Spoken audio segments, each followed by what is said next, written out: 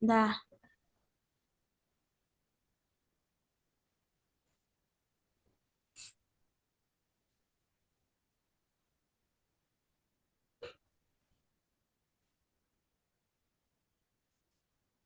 Baik, Assalamualaikum warahmatullahi wabarakatuh. Waalaikumsalam Selam- warahmatullahi wabarakatuh. Selamat sore, salam sejahtera untuk kita semua. Izinkan kami akan mempresentasikan atau membahas hasil diskusi kami di materi TPACK ini. Kami di sini dari kelompok 2. Yang pertama yaitu Agustin Marianingsi dan yang kedua saya Julian Suciwardati Diningrum. Nah, untuk materi yang pertama itu akan dibahas oleh Agustin Marianingsi.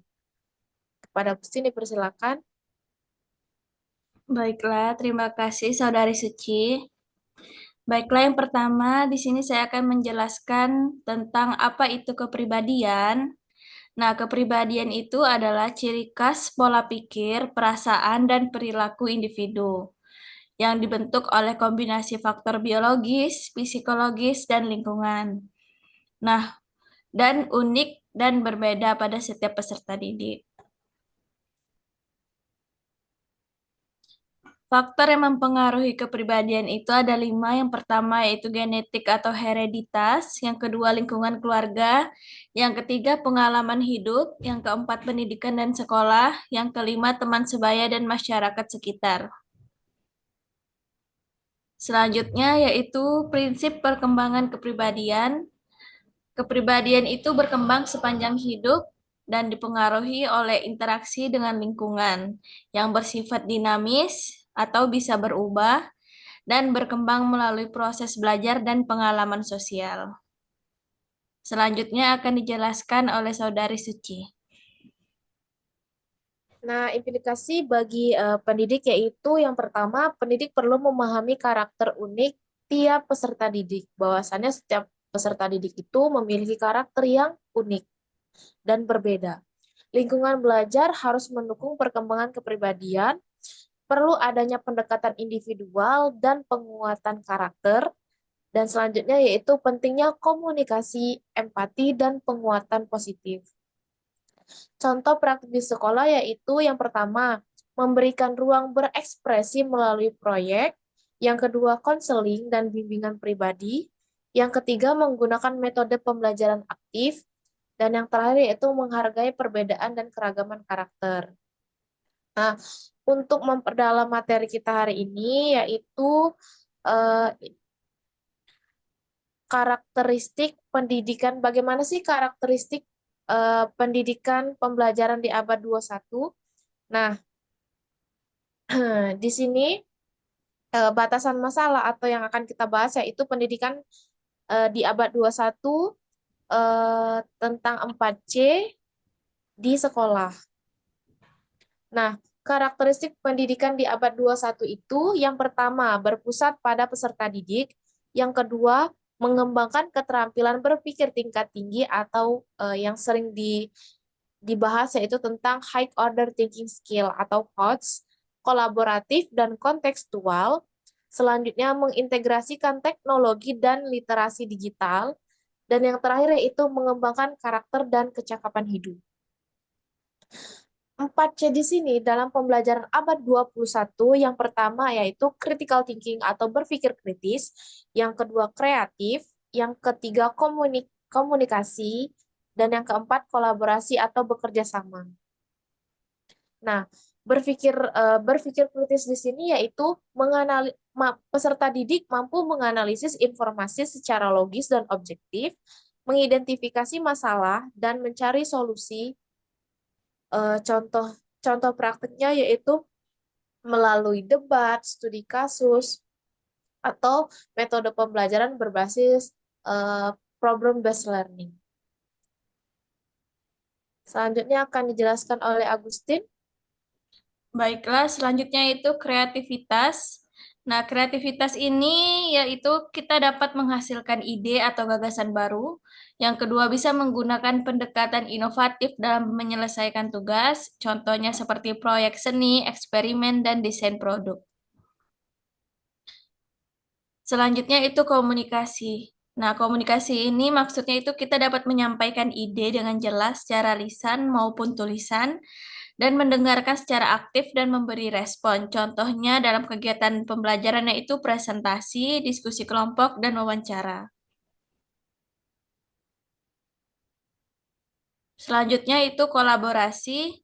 Kolaborasi ini maksudnya yaitu bekerja sama untuk mencapai tujuan bersama dan menghargai perbedaan dan kontribusi anggota tim. Contoh kegiatan dalam pembelajarannya seperti kerja kelompok, proyek, tim, atau simulasi. Selanjutnya itu metakognisi dan literasi. Metakognisi ini yaitu kesadaran dan pengelolaan terhadap proses berpikir sendiri, sedangkan literasi kemampuan memahami, menafsirkan, dan menggunakan informasi. Nah, jenis literasi itu ada baca tulis, numerasi, sains digital, finansial, budaya. Selanjutnya itu praktik pembelajaran abad 21 di sekolah. Yang pertama yaitu ada penerapan project based learning atau bisa kita kenal itu PBL. Selanjutnya itu integrasi teknologi dalam pembelajaran. Yang ketiga itu penilaian autentik dan formatif. Yang terakhir itu penguatan profil pelajar Pancasila. Eh, Selanjutnya akan ini dijelaskan oleh Suci. Oke, praktik pembelajaran abad 21 di sekolah ini di poin yang kedua yaitu integrasi teknologi dalam pembelajaran. Nah, di abad 21 ini sama-sama kita ketahui bahwasannya kita semenjak terjadinya COVID itu agak sedikit adanya perubahan dalam kehidupan kita di mana pembelajaran itu bisa kita lakukan tanpa tatap muka. Nah, seperti saat ini yang bisa kita lakukan yaitu salah satunya kita menggunakan teknologi untuk proses belajar yaitu bisa melalui Zoom, terus juga Google Meet dan lain sebagainya. Nah, integrasi teknologi di sini dalam arti kata berarti kita sebagai pendidik itu harus mampu menggunakan teknologi untuk sebagai penunjang proses belajar mengajar di sekolah. Jadi makna dari belajar itu tidak hanya duduk dan bertemu di kelas, namun bisa di mana saja. Selanjutnya, penggunaan teknologi di sini kita sebagai guru itu bisa mendesain pembelajaran menggunakan eh, aplikasi-aplikasi atau media-media yang ada sebagai referensi untuk proses pembelajaran. Contohnya, mungkin kita dalam proses belajar mengajar itu bisa kita gunakan sebagai media, misal kayak seperti quizzes, terus juga paling dekat itu bisa bisa YouTube atau video pembelajaran lainnya. Nah, itu kan hal-hal yang berintegrasi dengan teknologi. Maka dari itu, kita guru di abad 21 ini sangat penting untuk bisa eh, hidup berdampingan dengan teknologi. Nah, berarti kita sebagai guru dituntut untuk terus belajar bagaimana eh, eh, teknologi ini bisa kita manfaatkan dengan baik sebagai penunjang pembelajaran agar lebih baik lagi. Nah, selanjutnya yaitu permasalahan di sekolah di pembelajaran abad 21 ini. Yang pertama, keterbatasan sarana dan prasarana. Jelas, keterbatasan sarana dan prasarana ini pasti ada dan ini menjadi permasalahan karena eh, mengingat dan menimbang secara geografis Indonesia itu adalah negara kepulauan di mana luas negaranya itu cukup luas dan tidak bisa dijangkau dalam sehari. Nah, eh, Dan juga dari kondisi geografis, ada yang di gunung, ada yang di laut, ada yang di dataran rendah dan dataran tinggi. Hal itu menjadi salah satu faktor keterbatasan sarana dan prasarana. Misal, kita mau menggunakan internet. Nah, internet ini tidak semua wilayah Indonesia itu bisa mengakses internet. Contohnya itu, kalau dari eh, masalah yang baru yang saya tahuin yang saya lihat di internet atau di FYP itu yang di Gubernur Maluku Bu Serly itu kan mereka sedang apa namanya berusaha untuk mengadakan memfasilitasi sekolah mempunyai sarana jaringan internet. Mengingat dan menimbang, memang ternyata kondisinya di sana anak-anak tersebut untuk mengakses internet mereka harus ke tempat tinggi atau yang ada akses internetnya. Tidak semua wilayah atau semua tempat itu ada internetnya. Itu yang paling utama dalam teknologi itu adalah internet.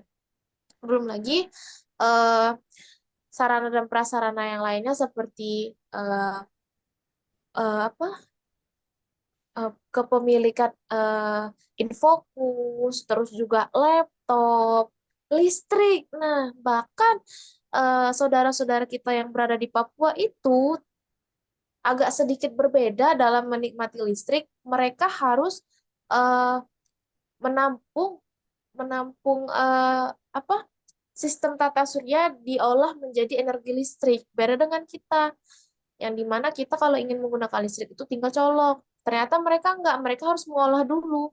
Nah, itu kan salah satu permasalahan-permasalahan yang ada di sekolah untuk pendidikan di abad 21 ini. Nah, selanjutnya kurangnya pelatihan guru.